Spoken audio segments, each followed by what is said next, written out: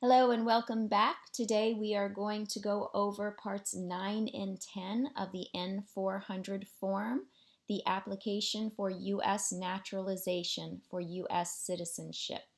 Quick reminders: type or print legibly in black ink. If you need extra space, use and attach a separate sheet of paper. At the top of each sheet, type or print your name, your alien registration number, the page number, part number, and item number to which your answer refers. Answer all questions fully and accurately. If a question does not apply to you, type or print NA. If your answer to a question which requires a numeric response is 0 or none, type or print the word none. Please be very careful. Please write neatly and avoid crossing things out. They use scanners, so don't, write outside the margins, things like that. They do use scanners, so you don't want your application to be messed up. Otherwise, it can get delayed. All right, so let's go right here to the actual N400, Part 9, Time Outside the United States. Here you're going to provide the total number of days you spent outside the United States during the last 5 years. I filled this out a little bit to give you an idea. You're going to go here, your most recent trip, and then work backwards. You're going to list all the trips of 24 hours or longer that you have taken outside the United States for the last 5 years, or 3 years if you are married to a U.S. citizen and applying based on that. So here you can see I put as an example June 15th, 2016 to June 25th, 2016. Hopefully all these, did your trip last 6 months or more, will be answered no.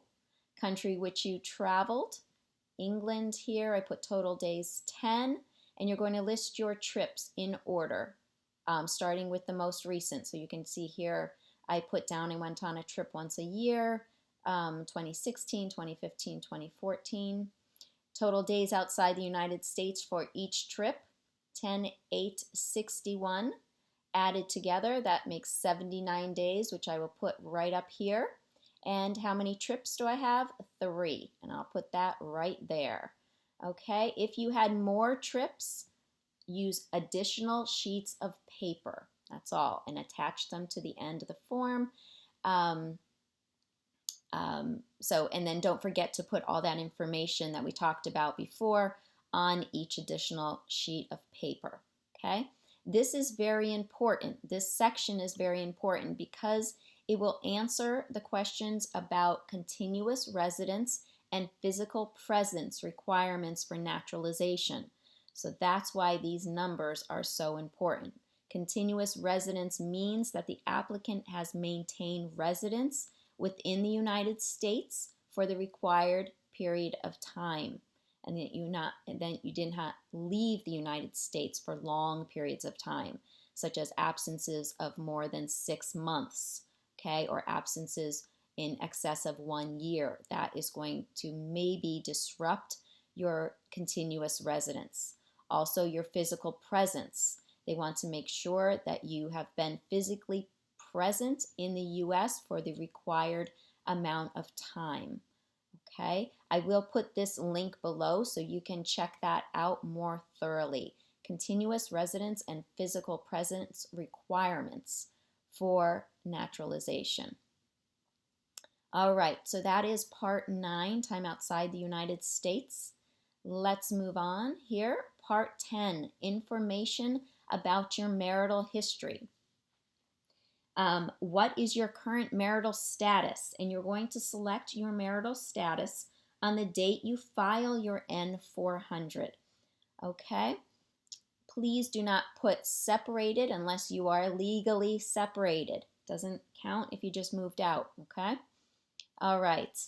And you're going to go through each of these questions. It's pretty self-explanatory here. Some questions that I get often, how many times have you been married? This is number 3. How many times have you been married? If you just have the one marriage, you're married right now, just put 1, right? If you're single and never been married, just skip this whole part, right? Go to part 11. All right, if you are married now, though, you're going to provide all the information about your current spouse, right? And you're going to keep going down. If you were married before, you will see question 9 here. If you were married before, provide the following information about your prior spouse. So that means you will need to fill this all in about your prior spouse. Also included is the date the marriage ended with your prior spouse. Okay? And you are also going to need to have proof that this marriage did in fact end.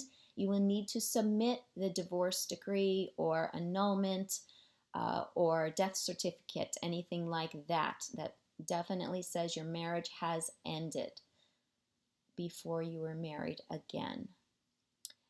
If you go back up here to question 8 in part 10, you will also notice that if your current spouse was married before, you're going to need all that your current spouse's prior spouse's information. All right, they need to know that both you and your new husband or wife were definitely divorced or annulled or widowed, that previous marriage was ended. That's why that needs to be filled out. And again, if you need additional sheets of paper, you could go ahead. If you have more than one previous spouse, go ahead and attach additional sheets of paper. Okay. All right. So that is part 9 and 10 of the N400. Please send any questions below about this part of the form, and we will try to get you the answers right away. All right, continue on with part 11 in the next video. Thank you.